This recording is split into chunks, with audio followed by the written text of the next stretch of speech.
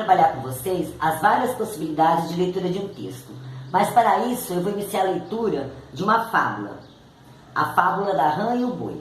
Uma rã viu um boi que tinha uma boa estatura.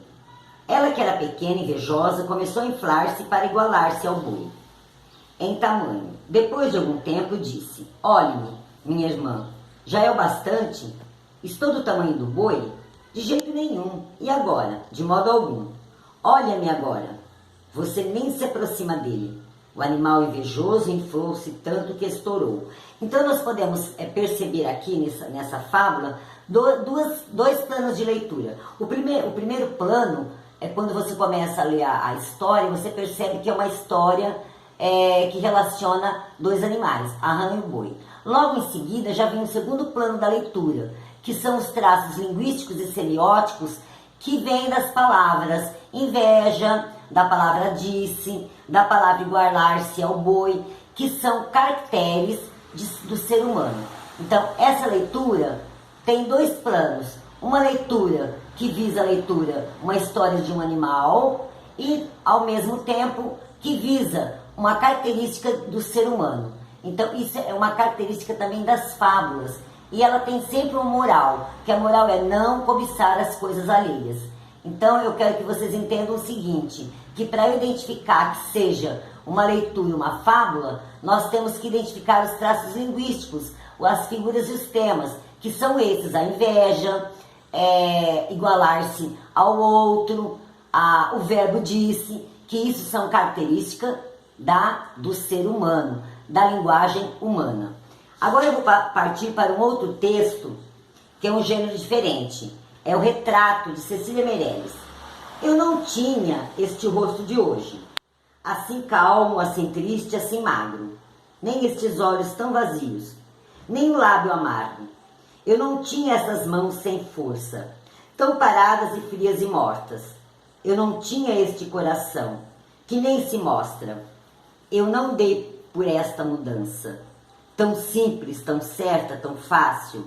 E que espelho ficou perdida a minha face? Então aqui também nós temos dois planos de leitura. No início, quando a gente começa a ler o poema, nós percebemos que ela retrata o passado, mas ao mesmo tempo ela se dá conta do presente. Mas esse presente está implícito aqui, quando ela diz: eu não tinha esse rosto de hoje, mas eu tinha aquele rosto de outrora. Outro, assim calmo, assim triste, tão irrequieto, tão alegre, lá no presente. Assim magro, no presente, tão cheio.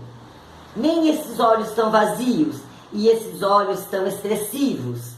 Nem o lábio amargo e o lábio doce. Então, no segundo plano da leitura, nós podemos perceber que existe ideias implícitas, que é uma oposição entre o presente e o passado. Interessante que ao dizer no verso 9, eu não dei por esta mudança, significa que ela nem percebeu esse envelhecimento.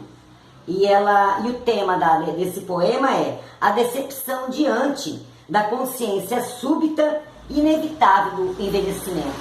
Que o tempo, ele passa. Nós vivemos um tempo e um tempo do passado não é igual ao tempo do presente. E isso mostra muito bem neste poema. Então, para vocês terem uma ideia, o texto, qualquer tipo de texto, ele tem vários planos de leitura. Mas para nós identificarmos esses traços linguísticos e semióticos, nós precisamos ter conhecimento prévio e nós precisamos conhecer esses traços. Aqui os traços linguísticos e semióticos desse poema são a tristeza, né? O magro, as mãos vazias, o lábio amargo, são os adjetivos e os substantivos que são colocados no poema. Então era isso que eu queria dizer para vocês, que os textos têm várias possibilidades de leitura.